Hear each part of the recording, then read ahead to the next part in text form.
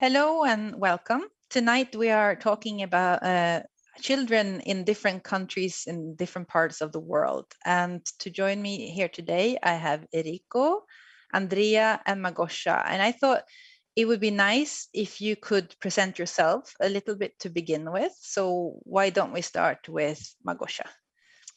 Yes, hi. So my name is Malgosia. I'm Polish, but I grew up in the Netherlands, and after quite an extensive scientific career in different European countries, for example, Germany and Switzerland, I moved back to the Netherlands about 1.5 years ago, because this is where I grew up. I moved with my family, my husband, my son, who is 3 years old, and a daughter that is 6.5. Yes, and I'm working now for a big pharmaceutical company, Novartis, in the medical affairs department. Thank you so much. So Erico? Hello, I'm Erico. I'm Brazilian. I still live in Brazil, and I'm lab manager at UFMG, a Center for Microscopy. That's one of the federal university located in my state. And yeah, I've been working with electron microscopy for 12 years, I think. Yeah, I've got 2 kids, a 7-year-old daughter and a 4-year-old boy. Yeah. Fantastic. And Andrea? You're married. Wow, well done. I'm Andrea. I live in Oxford in the United Kingdom. I have a background in science. I worked in science research and administration for 25 years. I've recently just left, but very recently.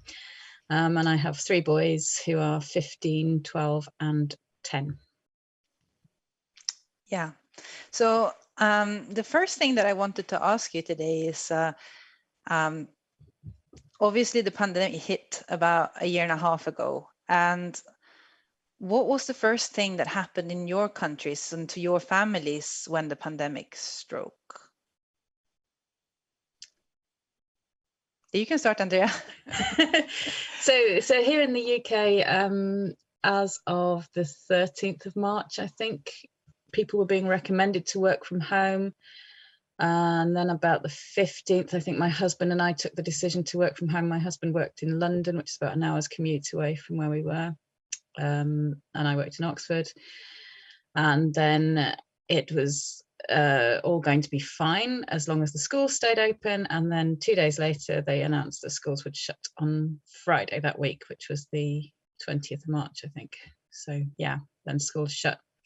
My middle son's quite severely disabled and obviously won't do any online learning. So that was a bit of a, how are we going to do this? But actually it worked okay. He watched a lot of television, unfortunately. But and the other 2, my older son's school, they have an international section and they had seen the writing on the wall from about February onwards. The school was excellent in its communication with parents, and they were communicating first with the international students and those who stay in Oxford. And they took the decision actively on about the Tuesday or Wednesday of that week, so about the 18th of March, that they would shut because the Easter break was coming up. So they said, we'll just go online. So when the school announcement generally came out, they were well prepared for it. And my younger son's school was a bit scrappy to start with, but it got better over time. But they were both engaged in online learning, so that was really good. But just my middle son was the issue.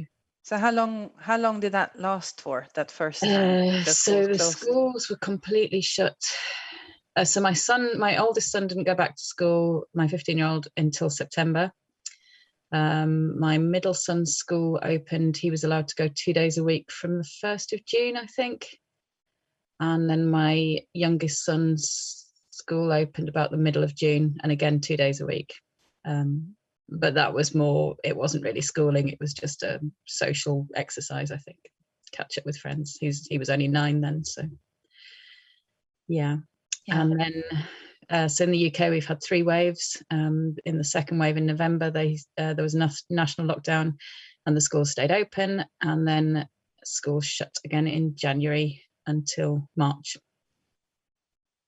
Yeah. Wow. And for you, Malgosia, how's it been? Yeah, so when the pandemic started, I was still living in Switzerland. I was working in a lab at the university, and one of the first things that we noticed was my boss, who has some underlying health issues, got stressed and asked everybody who entered the floor to sanitize their hands. And I remember thinking that, oh, he's being a little bit strict, right? Maybe this stuff is not necessary. And we were just about to make an international move for my new job in the Netherlands. And yeah, I still remember that, like the 15th of March, I was supposed to start, and my boss called me that I can't come in. I shouldn't fly to Holland because the office is closing. And at the same time, my son's daycare and also my daughter's kindergarten closed, and the after-school care. So we were all quite stressed, not knowing what was going to happen, not being able to do anything as planned with the packing and, of course, finishing up. And also, we were afraid that our move would be just completely messed up. So this was a very strange and stressful time, like for everyone. How long were the schools closed then in that first week? Yeah, so I'm not sure when they reopened in Switzerland, to be honest, but yeah, we moved to the Netherlands. Schools were closed for about 2 months in total, so about half May. The basic schools, so for the younger kids until 12 years old, they were closed for 2 months completely, and then 50% capacity for, I believe, 2 more months, and then they reopened with some extra measures. So the first closure wasn't, it was two months, and then 4 months, 50%. And you, Erico, how was it in Brazil? Yeah, it took a while for people to stop working. Actually, at university, we had to make a pressure to stop working because they wanted to go to work. Mhm. So in the middle of the outbreak, and then but that was fine. So we stopped working. I think by the end of March. Yeah, I was actually in holidays at that time, on holidays, and but it took a while for the government to stop the schools.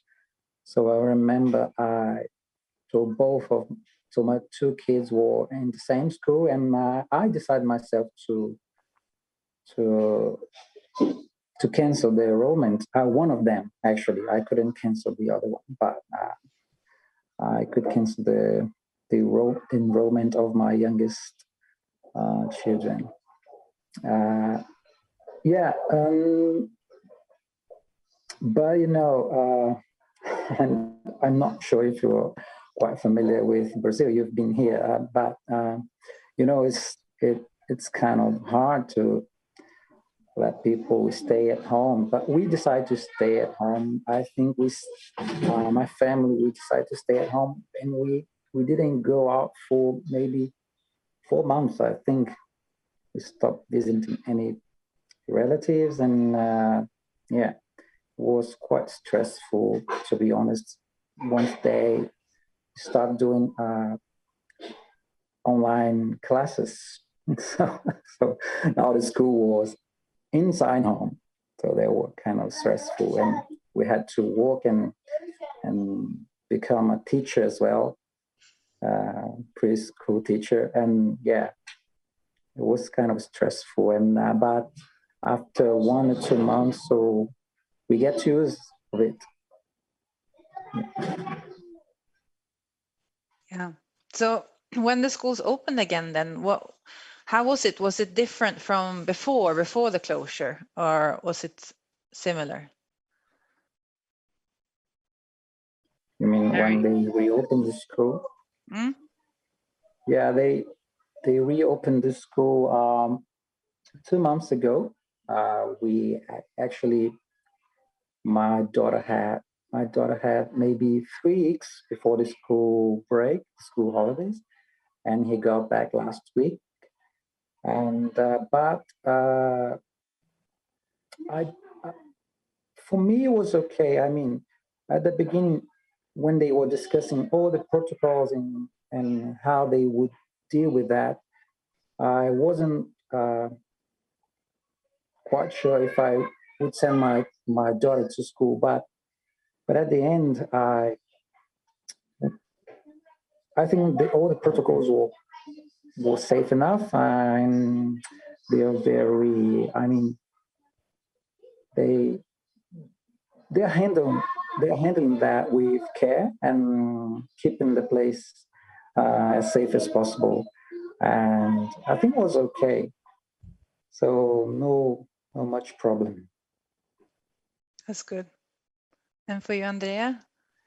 So it was very different, and all three schools were very different. I think the only thing they had in common was that the year groups were split into bubbles, so there was no sort of social distancing within the year group, but then each year group was kept separate from other year groups.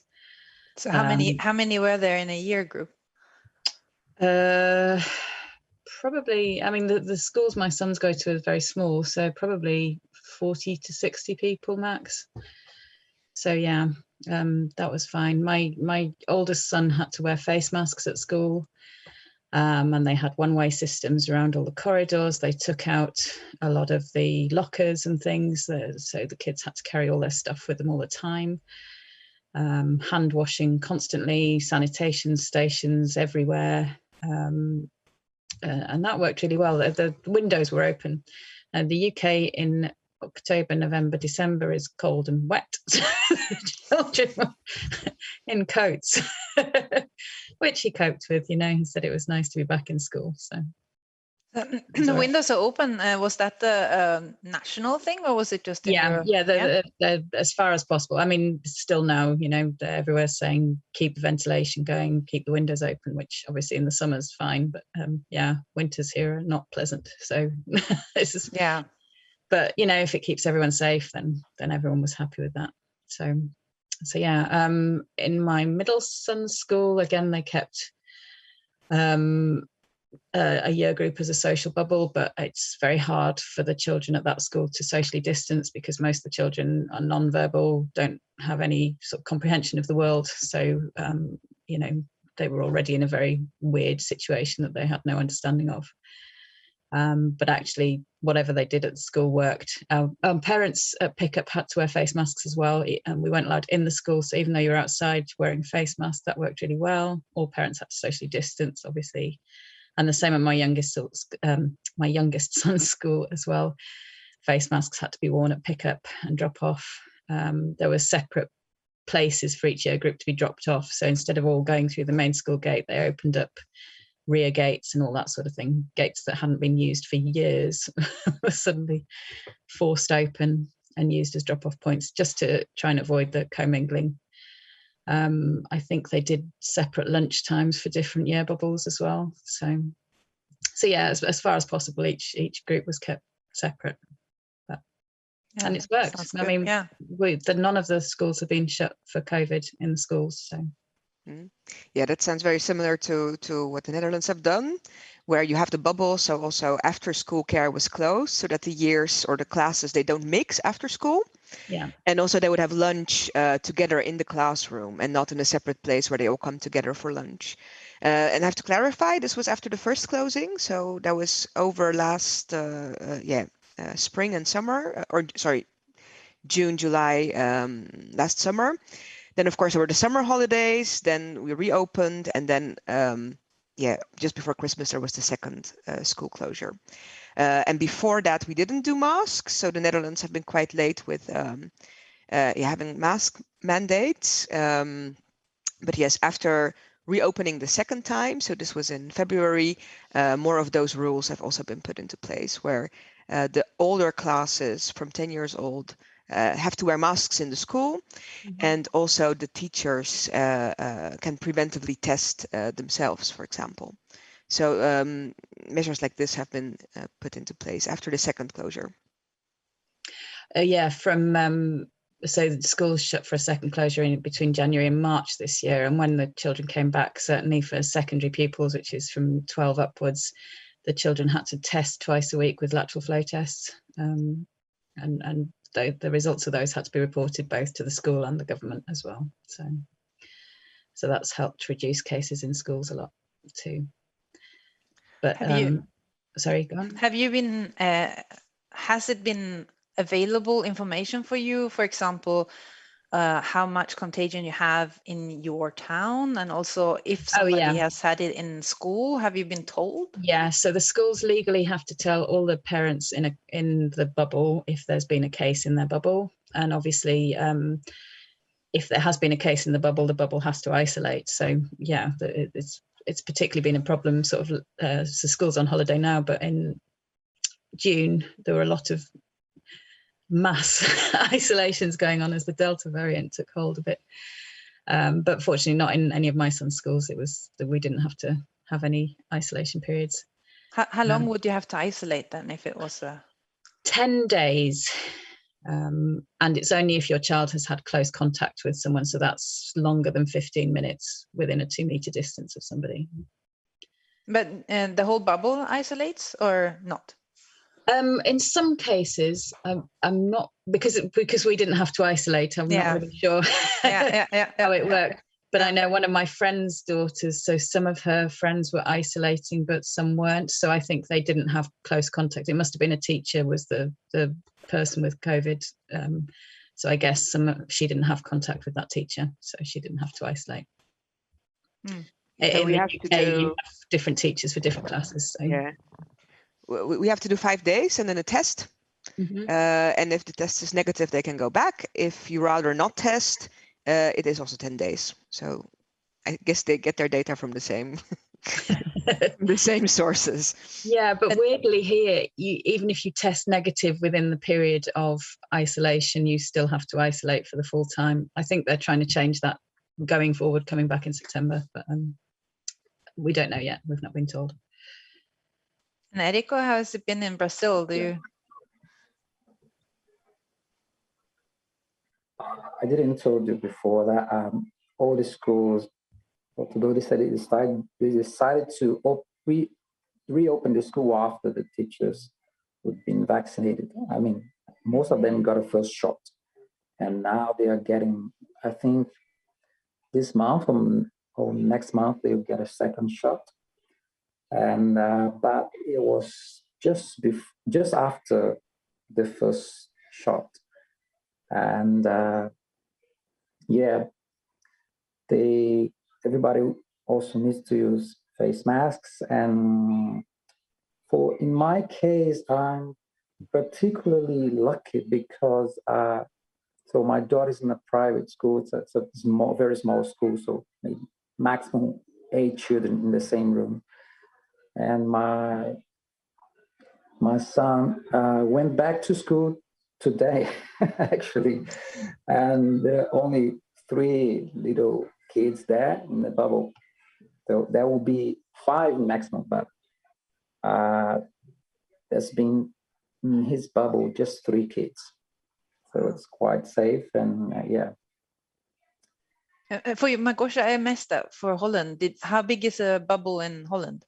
It's the class, but it's quite a lot of kids. So I would say it's between 20 and 30. So yeah. I would say, that's the norm here. We have about 25 children in the class, but there is no separation between classes, really. So that means that there isn't really any bubbles, or at least not pronounced like that. I find this really nice, Erico, that you've taken into consideration the teachers and their vaccinations, because one of the things that I have never understood, and I felt really bad about the reopening in February here, where cases were still quite high, the risks that the teachers had to put themselves into, right? Because they also have families, they might have family members at risk. And there was one teacher in the school who was in a risk group, and she could not work, but of course other teachers had to pick up those classes and groups. So I also think that they should have given the teachers priority for getting vaccinated. And I definitely agree. Yeah, teachers weren't priority here, but what what they did in my older son's school was that where a member of staff wasn't able to come in to work for their own personal risk, they were online teaching to the children who were in the classroom. But of course, another member of staff had to be in the classrooms to make sure the kids were behaving themselves, because, you know, at 15. So yeah, it was tricky, but I think they managed it okay. I think that's really strange, because you would think that you can just pair the teachers that are in risk group or live with somebody in risk group with the students that are in risk groups, or they have parents in risk groups, so that they will have their online teaching together. I mean, it doesn't seem like it's such a hard equation to me. I mean, I'm talking now about Sweden, because we haven't done that either. Yeah, so they've adapted what they call a blended learning method here, so that anyone who is self-isolating for whatever reason can still access online. So a lot of the classes are effectively online, which you can access if you're isolating or teaching. But yeah, the majority of kids are in school. So I never understood why they could not have, you know, centralized all of this stuff. Like, you know, they had some months, especially during the first wave, to think about it, that likely there would be a second one, that, you know, somebody from the Ministry of Education just stood up and was like, you know, let's just make a program, let's do something that we centralize, because all programs should be in a way in parallel in most schools. Why this was something that hasn't happened. So I think that's the problem here, is that the government has sort of released some guidelines, but I think most schools have been left to kind of muddle through it themselves, which is why there are some threads of commonality between the schools, but, you know, vast differences too in the approach from every angle. You know, I think all of my son's schools were saying, if you're on site as a parent, you should be wearing a mask and not going into the buildings. And that was right from September last year onwards. But some other schools that I know in the locality, they only started parents on site wearing face masks in sort of November time, you know, and it's like, that's quite logical that if you're on site and you're mixing with the bubble, then you should be protecting the children from yourself. So I don't know, it's not rocket science. When face masks are mandatory elsewhere, why wouldn't you put that in, like you say, in place in educational settings across the board? It's just, yeah. And then it depends on the resources of the school as well, because some are better funded than others. So, so Erico, has face mask been used on children in Brazil? I mean, it shouldn't. Yeah, everybody needs to use a face mask. So, yeah, you can't enter any public space or enclosed space without a mask. Wow. So, yeah, but if you don't, so nothing will happen to you. Maybe you increase your risk of taking COVID or the disease, but maybe someone will tell you, oh, you've got to wear a mask, but nothing more. You'll not get a fine of not using mask.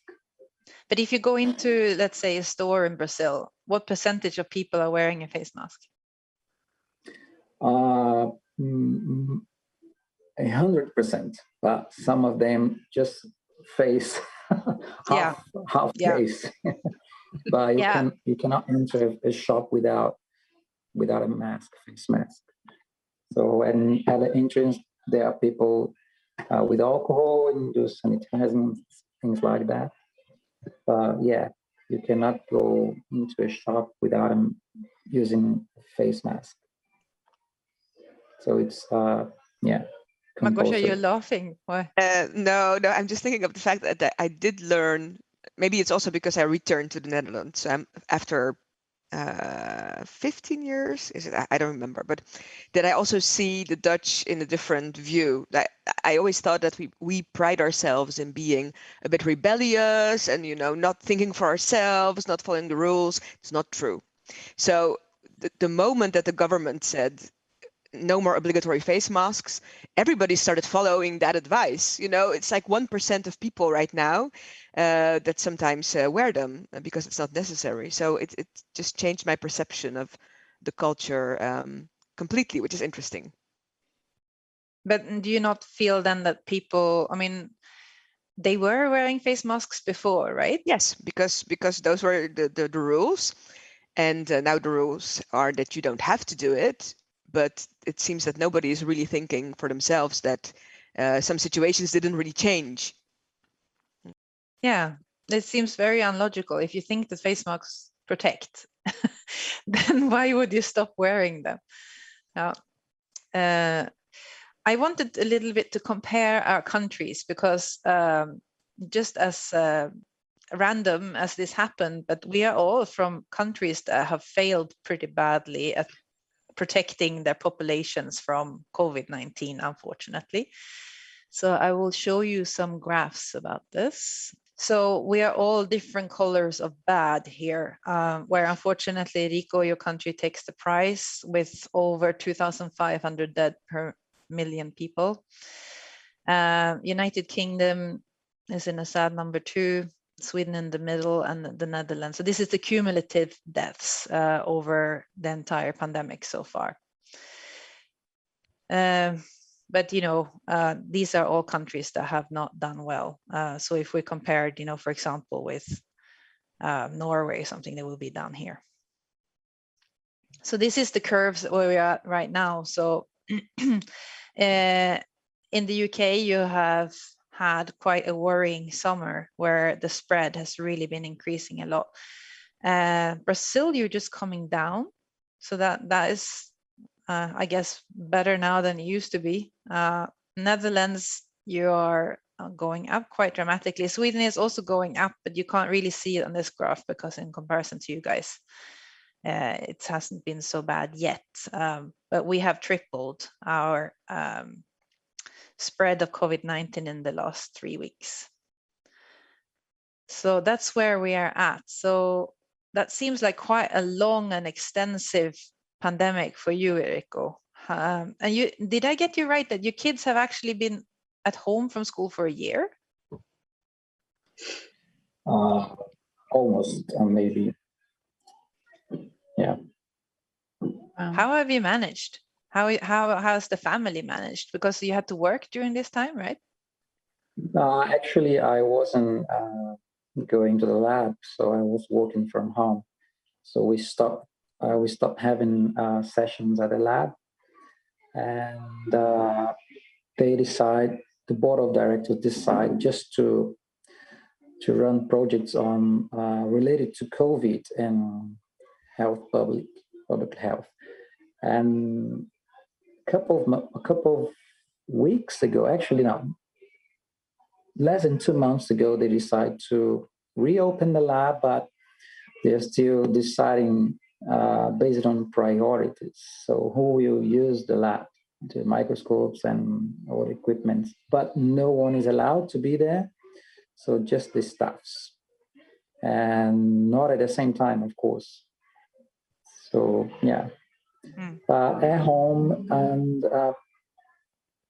so it was kind of, so I didn't have much work to do at home from my workplace, and I could assist my children in her activities. Yeah, that was easy for me, not quite hard. But I understand most people in Brazil, they work for shops and they couldn't stop working, so they have to find a way to do that. Yeah. Yeah, so that's been rough. But Andrea, you've also had quite a tough year. You told us a little bit. Yeah, so it was particularly hard for us, I guess, because of my middle son's issues. He was diagnosed at 18 months, and we've spent 10 years putting all kinds of things in place that we live as a normal family in every such way, and overnight all that stopped. And it was like going back to diagnosis day all over again. So that was quite hard for us emotionally to survive that. But we did. And I mean, to be honest, there was only a couple of days when I really thought that we really were not going to get through. But the next day dawned, a new day, and we managed. So, you know, it was fine. I think the first time that someone came, we have a respite worker. The first time she was able to come and see Woody again in June last year. I had an hour without him, and I realized how tough it had been, actually. We weren't allowed to hug or kiss at that point, but I would really have liked to have kissed for that hour break. Yeah. But I mean, it was really tough for him as well. You know, he has no understanding of the world. He's a very sociable person, and suddenly we took all of that away from him, and he didn't like it very much. So, yeah. There's so many aspects to this, isn't it? Yeah. I mean, there's a lot of talk in the UK about the mental health of the children, and I have to say he's probably the worst affected of the three of them. I would definitely say that, because for all he has limited understanding, he does have understanding, and he clearly knows that something has gone wrong, and it's now coming out the other end, hopefully, and things are returning, and he's still quite reticent, I think, to go back to how he was. So. Yeah, I can't even start imagining how we often said to each other, you know, imagine how hard this is if your kids aren't healthy. So, you know, we already went nuts many times. I mean, although our jobs are both office-based, my husband is a bit less flexible because he's involved in customer service, so he's called all the time. But, you know, I could be flexible during the day, and in the evenings I tried to catch up on some work sometimes, and my company was very understanding. I enjoyed that in all of the phone calls you have on Zoom, you would see the families, you know, pop into view. You could see that everybody is in the same situation, and still it was very hard. So I can't start imagining, what you've gone through. Also with the older children, because you know, our 6 and 3-year-olds, we did a bit of homeschooling. But it was a little like, you know, doing tasks and maybe some puzzles or some songs, but not really education yet. And with your older children, also for you, Johanna, I think that must have been a lot tougher. Yeah. So what do you think has, since the kids have gone back to school, what do you think has worked well? Like, what is the efforts in your kids' schools that have made you feel safe? I think the communication from the schools has all been very good and very positive. I think the schools have been exceptional in letting parents know what's happening, way more so than the government has. I think they've had to take some very loose and woolly rules and, you know, make it work for 3 very different schools, and I've been so impressed about how they've managed it.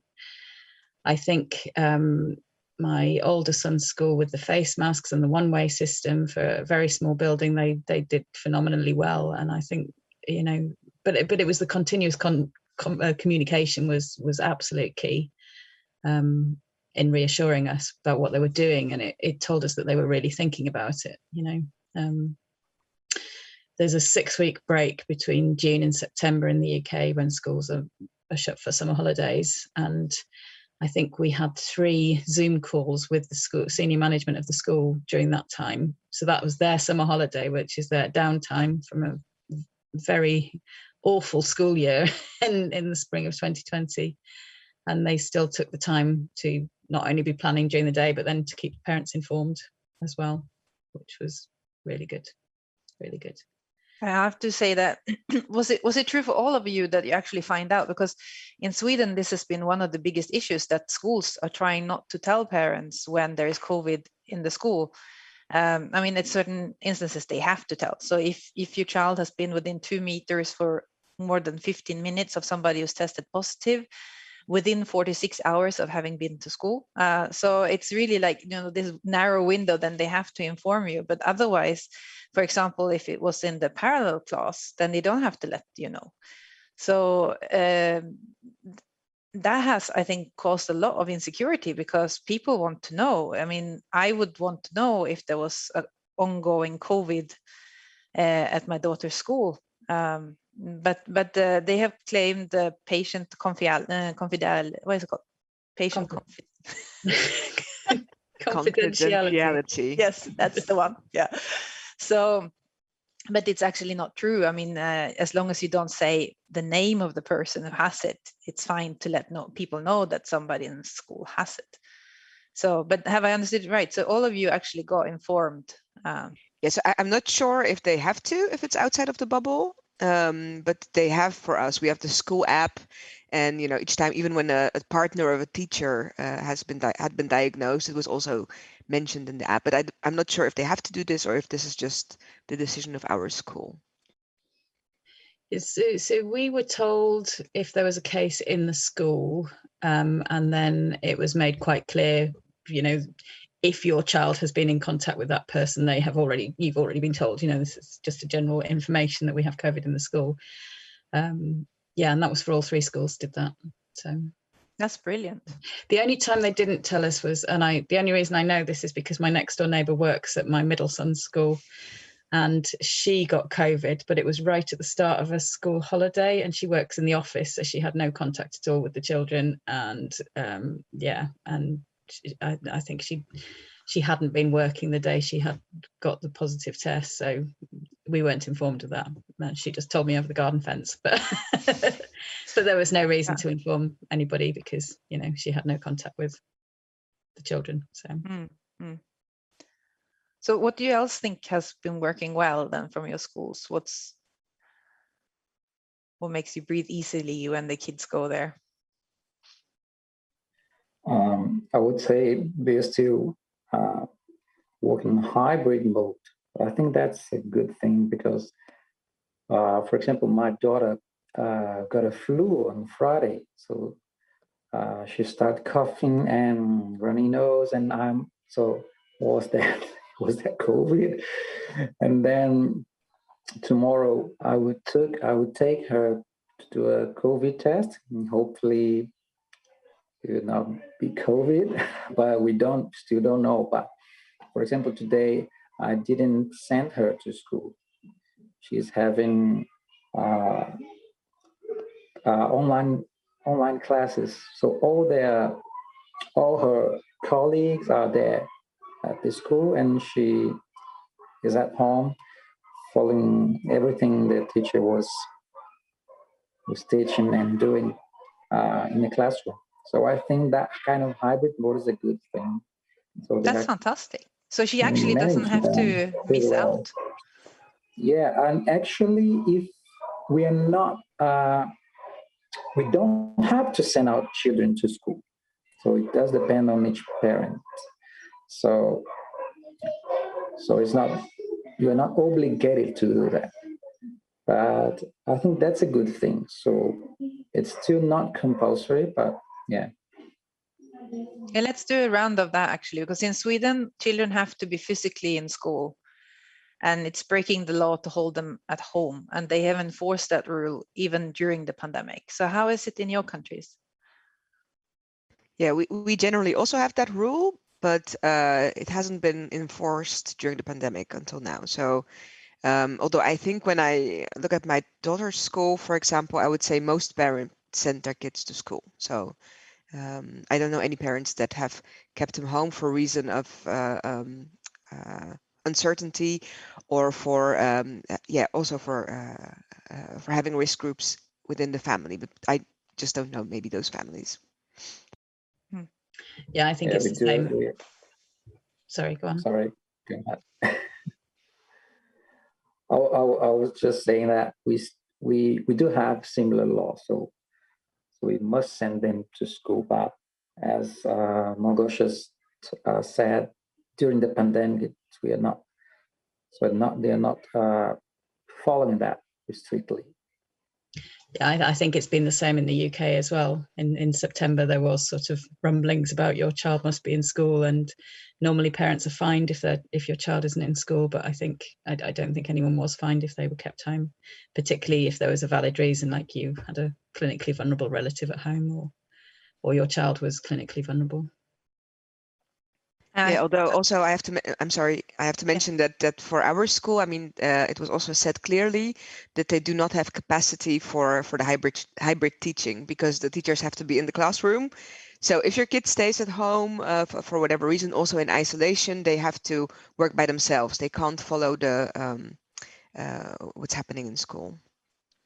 But so if a kid is home isolated, wouldn't they wouldn't all their classmates also be isolated then? Exactly, but maybe for yeah, exactly. Well, then I don't understand.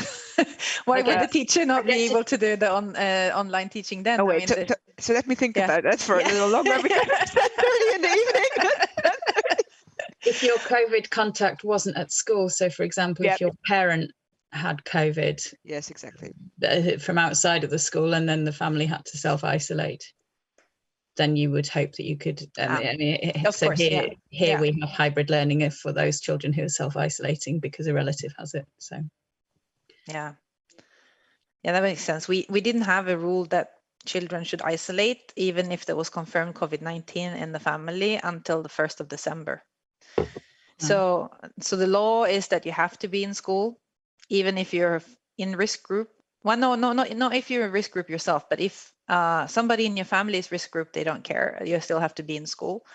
And at the same time, they make children who are in families with confirmed COVID-19 go to school. But they stopped that in December, luckily, because that I thought was completely insane. I mean, that's just forcing people to get it, more or less, right? How has the talk been going in your countries about children's health and COVID-19? Has this been taken seriously and debated a lot, or has it just been brushed over because there has been bigger issues? I think in the UK, it's kind of the thinking has always been and still is that younger children, and the younger your child is, the less risk to them. And with the new Delta variant, what's clear in the UK from the data is that the younger age groups, particularly 18 to 30, that have only had one vaccination or not vaccinated, are the ones that are getting sick this time in this third wave. So it's quite clear that the age group affected by COVID is getting younger.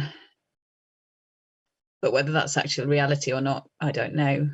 There's a lot of testing in schools, so therefore maybe more cases are being picked up, and cases have always been around. It's just we're now seeing them. I don't know. It's difficult to tell because the testing policy in the country has been quite erratic. Certainly back in March last year, they were only testing people who were actually in hospital, so people who were very sick. So, hundreds of thousands could have had COVID at that point and nobody knew. So, yes, I think it's the same in the Netherlands, where it's still also the Dutch Public Health Institute says still on their website that the younger the child, the less chance of a serious disease when they get COVID. I think that's what most people still believe. Although there is some attention also in the media for the cases that can be serious, for the children that go to hospital, and also for the children that can develop this MIS-C condition. So it's not completely brushed over, but I think that still most people believe that the younger your kid, the safer it is, but it doesn't mean there is no risk at all. Yeah, I think it's similar in Brazil. So compared to adults, there are quite a few confirmed case of COVID. I mean, there are some, but quite a few deaths out of COVID among children. So they think children are kind of safe. But we don't know about this variant Delta and maybe Gamma variant. Actually, I haven't heard any discussion about that on the news. So I don't have much more to tell about that.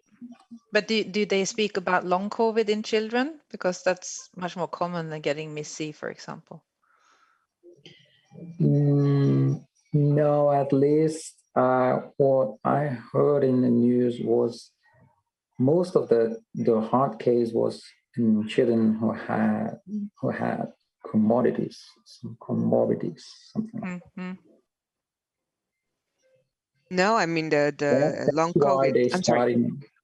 Yeah, sorry. That's why they decide to put those kids in the priorities. I mean, they're kind of, some cities are now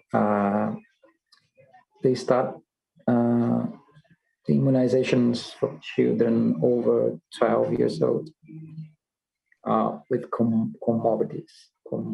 That's a hard word for me. Comorbid. You know. Yeah.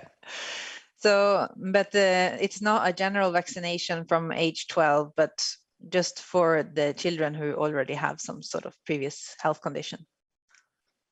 Yeah. But yes. Malgosia, you said in Holland that they I wanted to say that yes, long COVID also in adults is not not discussed very clearly. I don't think enough attention is put to it. I think the idea is that we don't understand it and more research should be done, right? And for children, this is even more the case. So I haven't really read or heard about long COVID in children.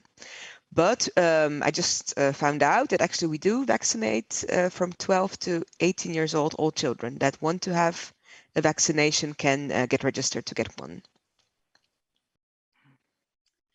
Yeah, so we're not vaccinating. So 16, 17-year-olds have just started to be offered the vaccine this last week. And allegedly children with underlying conditions from the age of 12, but my son hasn't been offered a vaccine yet. So I don't know how serious your underlying condition has to be. He's not got any health issues. So yeah. I hope that they will lower it at some point. My 15-year-old's quite anxious and he would like a vaccine, to the point where they were running a clinical trial of the Oxford AstraZeneca vaccine here, and he wanted to enroll in it. And that was his decision. It wasn't pushed from us, but unfortunately it was fully enrolled by the time we got there. So if I ask you that straight question, just if you could vaccinate your children today, would you? I would give my 15-year-old a choice, because I think he is old enough to make a choice. I think he would probably say yes. I would definitely vaccinate my 12-year-old. Me too. I would do both of them if it would be approved for your younger children. Yeah, I think my 10-year-old, he doesn't like jabs. He still remembers his jab from when he was 3. And that was the last time he had a vaccination, just because that's the national programme here. But I think if there was a way we could do it, it would be preferable, definitely. Yeah, for me it's the same. So once we're quite sure that has been tested in children, maybe from 4 to 12 years old, I will do that. Yeah, it's the same in our family. We can't wait. Of course, we want it to be safe for younger ages before we do it, but of course, as soon as it's approved, then we will go ahead. So I think that there has been also free time. I mean, I think that our everyday lives have looked very different in the different countries, and in Sweden, pretty much very few things have changed. So free time activities have been going on, at least if you are below a certain age.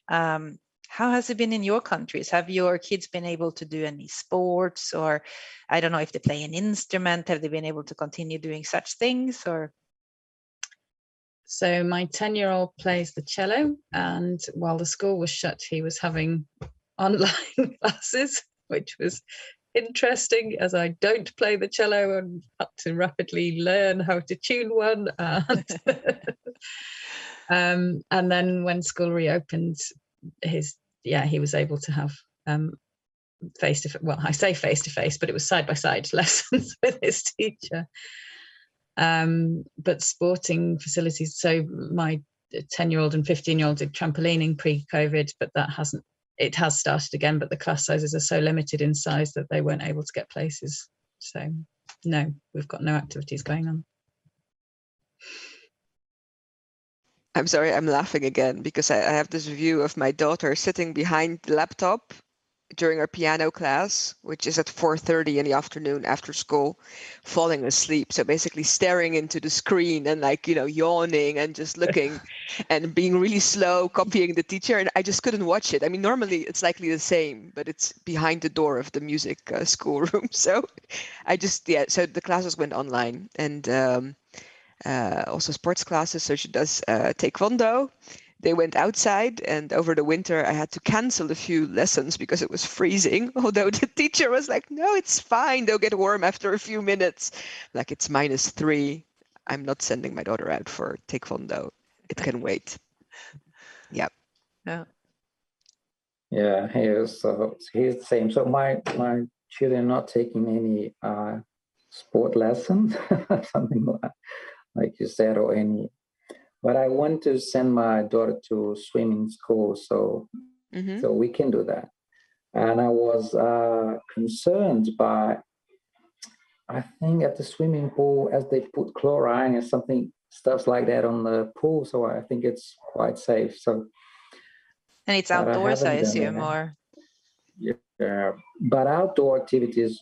So I think it's working quite well, because so we should book a park to visit. So before, everyone could go there freely, but now that's been quite a few people there, so it's quite convenient to book a park to visit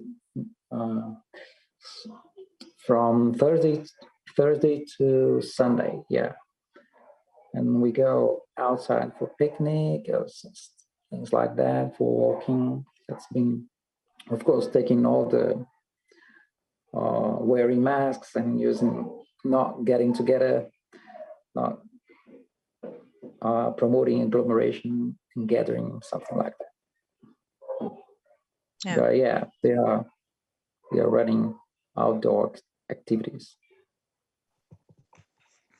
Yeah, swimming classes also have a special protocol. I think for a while they were closed, but then they decided that the risk of the kids not learning to swim in a country with so much water is bigger than opening them. But we have these special measures where we also follow one route. They cannot use the showers inside.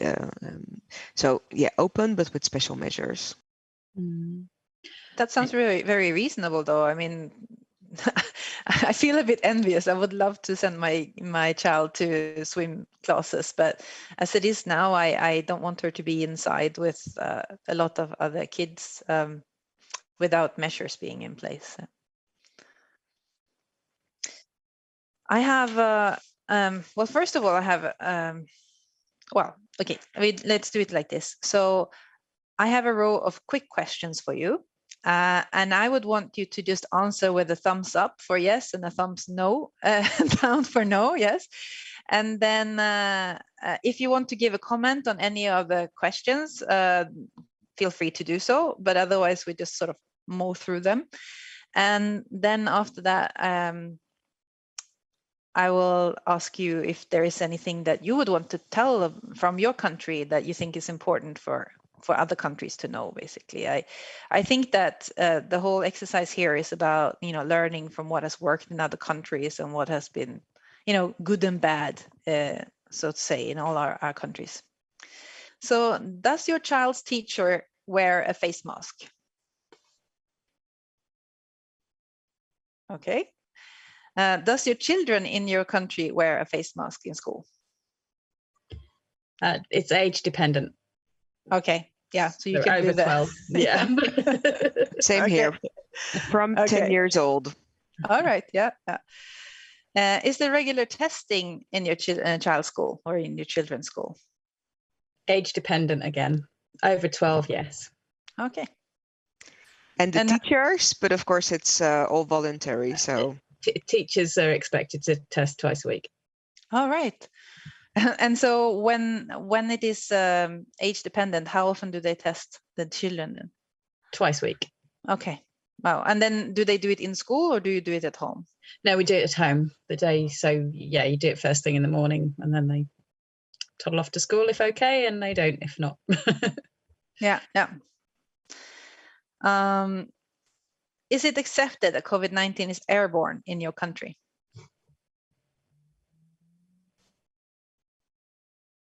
Okay.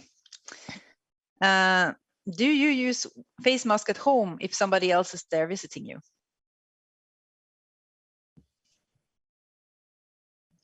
But we've very few visitors, and it's close family, close friends. So yeah, we didn't hug for that's only just come back in, and it's much less than it used to be. So yes, I've done it with my parents-in-law, also combined with ventilation.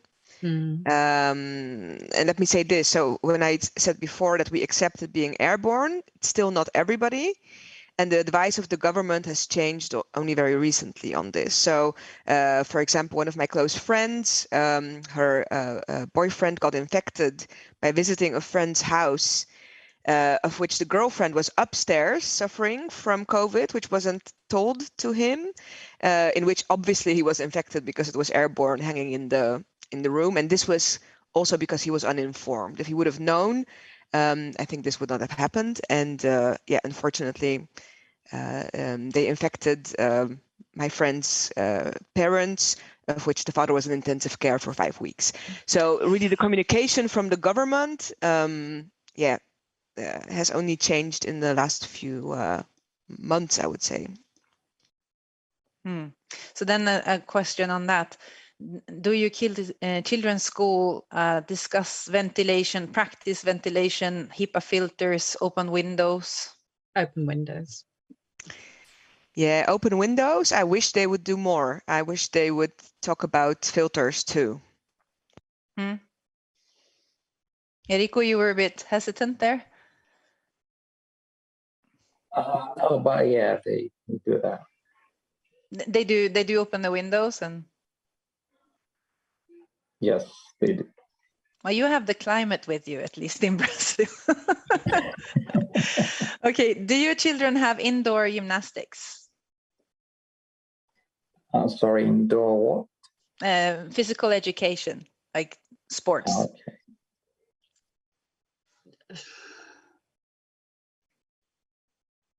Tends to be mostly outdoors here anyway. I think they have done it when it rains, but yeah. But most of the sports in the summer are outdoor here, so yeah. Well, and in winter too, actually. Breed and hardy. Do your children sing together in school?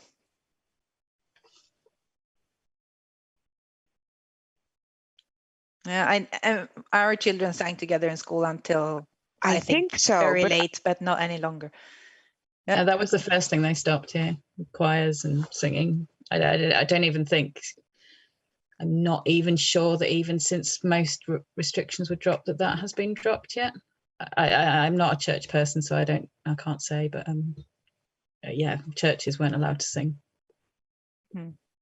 Malgosia, you were saying something? No, I'm not entirely sure, but she learned some new songs in the last month. I mean, she must have learned it somewhere. I think they did it inside. I'm not sure. Yeah. Are your children encouraged to keep distance to each other in school?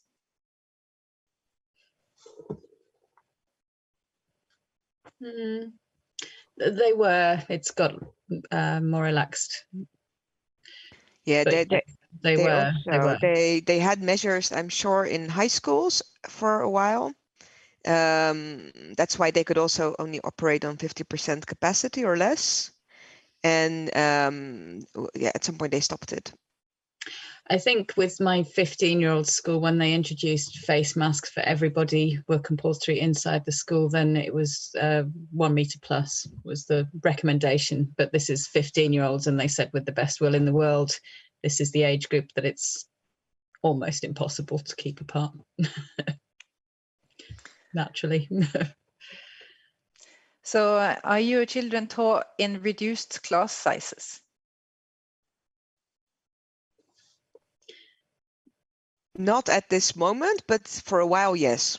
Yeah. So when it was, how was it?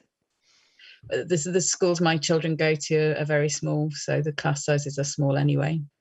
No, they would alternate days. So Monday, Thursday and half of the Wednesday or something, and then the other half the other days.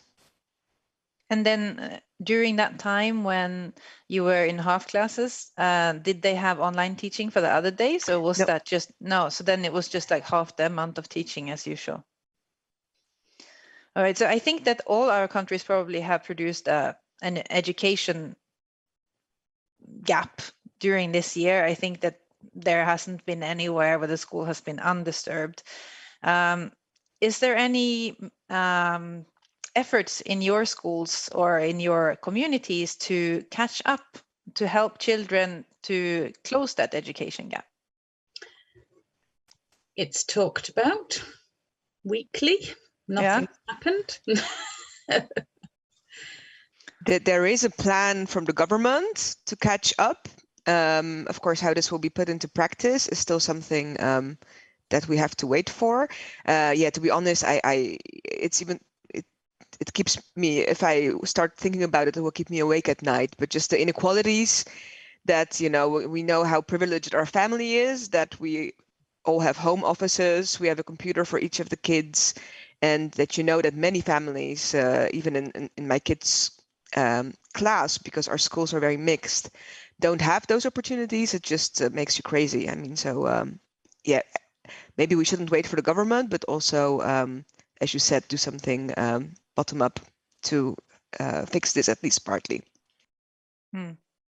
Yeah, I think that, of course, we all want our children to get the best possible education, right? And I think that we have all been affected, and all our children have been affected. It's just a question of how much. And I guess we are all families that care a lot about education, since we are all scientists. And but I hope that all children will get helped with this also in the future.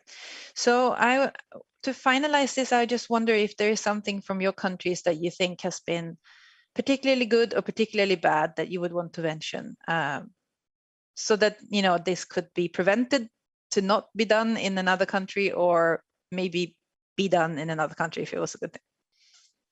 From the point of view of schools, or just anything? Yeah, from schools, family, children. I think a lot more joined up thinking needs to be done. I think it's just so well, I don't know how well known in the wide world this is, but this government is becoming famous in the UK for U-turns. They say one thing one day and the next day they're totally volte-facing. And we've now been through 3 waves, and you just think, at what point are they just gonna stick to something, and also be more cohesive? It's just like, we know these things work, so why don't you do those? That would be really good, and the whole online schooling and how schools have worked, and different schools with different children with different needs there's still no central guidelines for that. And that, 18 months in, or where are we now? Yeah, 18 months nearly. It's just shocking to me that there's no plan, no, if this happens, this is what we're going to do. It's just very much like, oh, well, we might do that. We'll try this, see what happens. Keep the schools open, shut the schools. Yeah. Malgosia? I think in the end, the bubbles and the testing is now really well in order. The isolation of cases, or kids that have been in touch with cases. I think this is well balanced against the necessity to educate the kids. So I think this is quite good. I feel the same about many aspects as Andrea, where especially from our public health services, the communication has not always been very clear or good, but this doesn't only concern the kids, where they were saying for a long time, they're not affected, the risk is small. I think they're often afraid that people can't take balanced information, like, that you could tell them, well, the risk is small, but it's not zero, that people won't understand it. But I think they're underestimating what people can understand. So I think they could have done a better job with being honest and clear, and also about the things that we don't know yet, but maybe better be safe than sorry. Like, for example, the very long discussion on face masks. We're not really sure that they work, right? Yeah, but if there is a chance they do, why don't just do it? Yes. Yeah, I would say we would need to test people. I mean, so teachers are not being tested, and as Andrea told, I think it was a very good idea. So parents should test their children also before send them to school, and at least teachers, they should be tested maybe twice a month at least. So we're not doing that, and I'm afraid of things. I'm afraid of things getting worse because people will relax, So it happens, and we should invest. I mean, the government. Most of our schools are public schools. The majority of children go to public schools, and the government should invest at least in providing COVID tests for everybody. But to be honest, I don't think it will happen. So in the university I work for, they are validating a saliva test that will be much cheaper than the things they put on the PCR test. That's very annoying. Yeah. Yeah, and just the trauma of getting a 3-year-old to take a test. I mean, we did it twice. It's not very nice. It would be much nicer for them to spit in the tube. Yeah, I have to say that although testing is very definitely recommended for over 12-year-olds, we haven't tested my 12-year-old because there's absolutely no way on earth I could stick a stick up his nose and not poke his brain. So yeah, I'm not prepared to take that risk. Yeah, but I would take my daughter to do that test tomorrow, and let's see how it goes. bribing works. I gave my daughter a teddy bear as a present because she was brave and did it. But yeah, it's not easy, of course. But I think that also that there are better tests for children now, right? That uses saliva, and there are these lollipop tests that they're doing twice a week in Germany. Or is it even more? I don't know exactly, but they are using it on a very regular basis, and it doesn't have to be that invasive as the tests are, the PCR test that we're doing regularly, right? In our countries. Good. Thank you so much, all of you, for taking part in this conversation. I learned a lot about how it's been in your countries, and I think it would be a nice thing to do, actually, to just talk more to our friends in other countries, because I think that we could avoid maybe doing the same mistakes by doing so. Yeah. Thank you so much, and take care. Thank you. You too. Thank you. Yeah, thank you. Bye-bye. Bye-bye.